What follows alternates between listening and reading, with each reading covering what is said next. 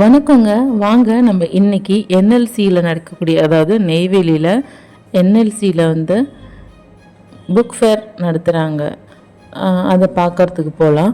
அங்கே இல்லாத புக்கே இல்லைன்னு சொல்லலாம்.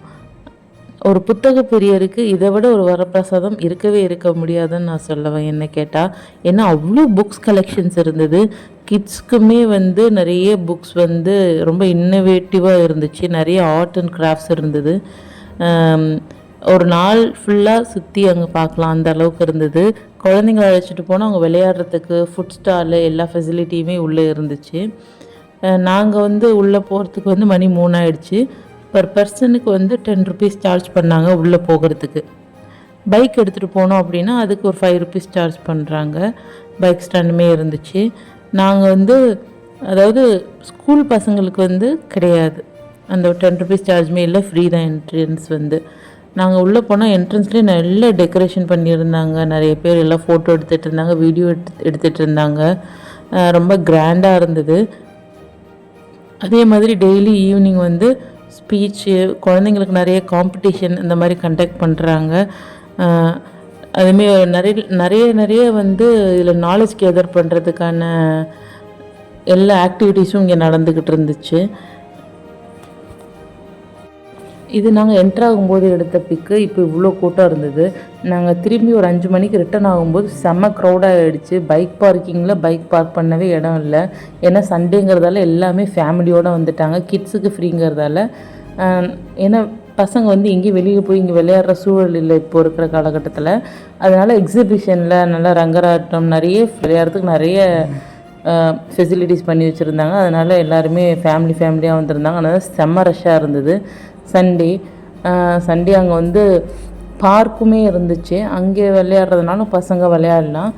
அதை விட்டுட்டு அங்கே நெய்வேலியில் வந்து மார்க்கெட்டு, அதாவது ஞாயிற்றுக்கிழமை வந்து அங்கே வந்து சந்தையும் நடந்துக்கிட்டு இருந்து நாங்கள் போகும்போது பார்த்தோம். வரும்போது எதுவுமே பார்க்க முடியல, ஏன்னா அவ்வளோ க்ரௌடு இருந்துச்சு. இந்த புக் ஃபேருக்குள்ளே வந்து சுற்றி பார்க்கறதுக்கே நமக்கு 2-3 மணி நேரம் ஆகும். அதில் இருக்க விளையாட்டுக்கெல்லாம் விளையாடணுன்னா அன்னைக்கு காலைல வந்து ஈவினிங் வரைக்கும் கூட விளையாடலாம். நாங்கள் எல்லா ஸ்டாலுமே அப்படி பார்த்துக்கிட்டு எல்லா புக்ஸுமே கொஞ்சம் புக்ஸ்லாம் வாங்கினோம் ஆன்மீகம் சார்ந்து.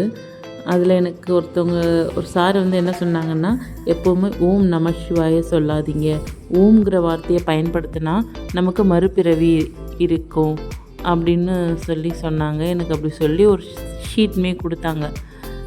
நான் இப்போ தான் ஃபஸ்ட் டைம் அதெல்லாம் கேள்விப்படுறேன்.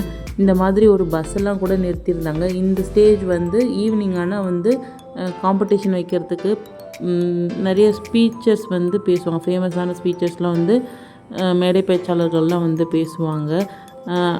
கலெக்டர் சாருமே வந்து பேசியிருந்தாங்க.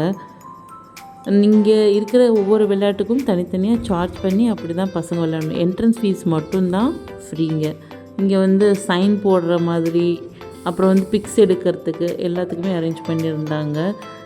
அங்கே ஒரே ஒரு இயற்கை அங்காடி மட்டும் இருந்தது, அதுவும் எங்களுக்கு தெரிஞ்சவங்களாக இருந்தாங்க. அவங்க வாங்க வந்து உள்ளே உட்காருங்கன்னு சொன்னாங்க. நாங்கள் போய் உள்ள ஸ்டால்குள்ளே உட்காந்துக்கிட்டோம். அங்கே வந்தவங்க எல்லாமே நல்லா பார்கெயின் பண்ணாங்க இயற்கை விவசாயிகள்கிட்ட.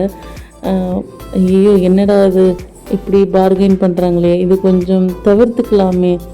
இயற்கை விவசாயத்தில் நம்ம பார்கெயின் பண்ணுறோம். இப்போ ஒரு ஹாஸ்பிட்டல் போகிறோம், ஒரு ட்ரெஸ் எடுக்கிறோம். இந்த ஹாஸ்பிட்டலில் இவ்வளோ வாங்குறாங்க, நீங்கள் ஏன் இவ்வளோ வாங்குறீங்கன்னு நம்ம பேரம் பேசுகிறதில்ல. ஏன் விவசாயிகள்கிட்ட பேசணும்? அதை கொஞ்சம் மாற்றிக்கிட்டா நல்லாயிருக்குங்க. இங்கே இது வந்து அடுத்து வந்து நாங்கள் அதை முடிச்சுட்டு நான் கொஞ்சம் பர்ச்சேஸ் பண்ணிவிட்டு அடுத்து வந்து ஃபுட் ஸ்டாலுக்கு போயிட்டு அங்கேயும் பயங்கர ரஷ்ஷாக இருந்தது. நாங்கள் உடனே கிளம்பிட்டோம். எங்களுக்கு விருத்தாச்சலத்தில் வந்து ஒரு ஒர்க் இருந்தது, அதனால் ரிட்டன் ஆகிட்டோங்க.